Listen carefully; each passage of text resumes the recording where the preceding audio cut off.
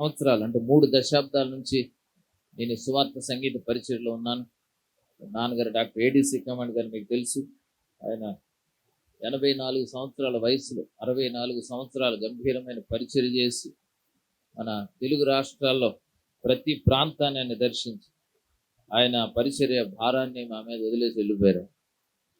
నాన్నగారు ఉన్నప్పటి నుంచి కూడా సంగీత పరిచర్యలో దేవుడిచ్చిన తలాంతులు ప్రత్యేకంగా అభివృద్ధి చేసుకొని దేవుని నామఘనత కొరకు వాడుతూ అనేకమైన పాటలు దేవుని ప్రేరణ చేత రాస్తూ ఈ సంగీత పరిచర్య క్వాలిటీతో నాణ్యతతో ప్రజలకు అందించడానికి దేవుని మాటలు పాటల రూపంలో ప్రజలకు అందించి ప్రజలను దీవెనలకు పాత్రులుగా చేయడానికి కృషి చేస్తూ ప్రయాసపడుతూనే ఉన్నాం.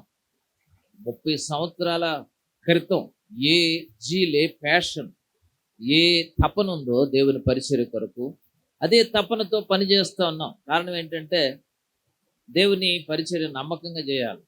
చివరి వరకు నమ్మకంగా చేస్తేనే మా కిరీటాలు ఉంటాయి. నేను ఒక గవర్నమెంట్ పాలిటెక్నిక్ కాలేజీలో ఫిజిక్స్ లెక్చరర్గా పనిచేశాను. దాదాపు 1 సంవత్సరం క్రితం వరకు ఒక గెజిటెడ్ ఆఫీసర్గా దేవుడు మంచి ఉన్నతమైన ఉద్యోగాన్ని నాకు ఇచ్చాడు. మంచి జీతం, మంచి హోదా దేవుడు ఇచ్చాడు. దాన్ని కాపాడుకుంటూ ఒక పక్క ఉద్యోగం చేస్తూనే చాలా కష్టపడి ఒక పక్క పరిచర్య, రెండు చాలా బ్యాలెన్స్ చేస్తూ 1 సంవత్సరం క్రితం వరకు నేను పరిచర్య చేశాను.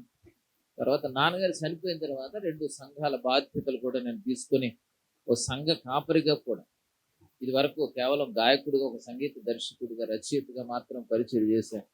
ఇప్పుడు ఒక సంఘ కాపరిగా 2 సంఘాలు నేను కాపరత్వం చేస్తూ అనేక స్థలాలకు వాక్య పరిచర్యకు కూడా పిలువబడుతున్నాను.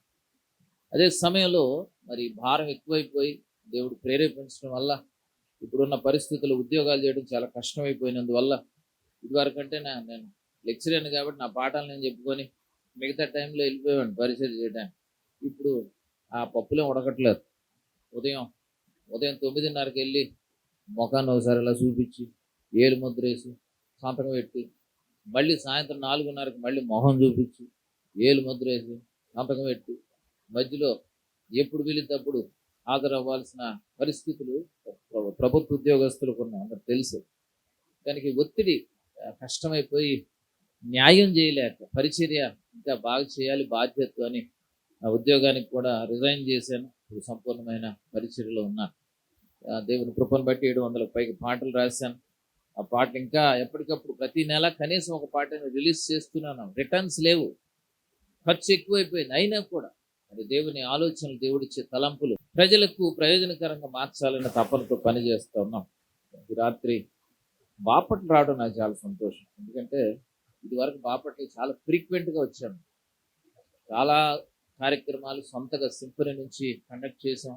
నీ నీడలో అనే ఆల్బమ్ ఇక్కడే ఏబిఎం కాంపౌండ్, ఆ కాంపౌండ్లోనే ఆ ఆల్బమ్ రిలీజ్ చేయడం, సంగీత పండుగలు నాకు గుర్తున్న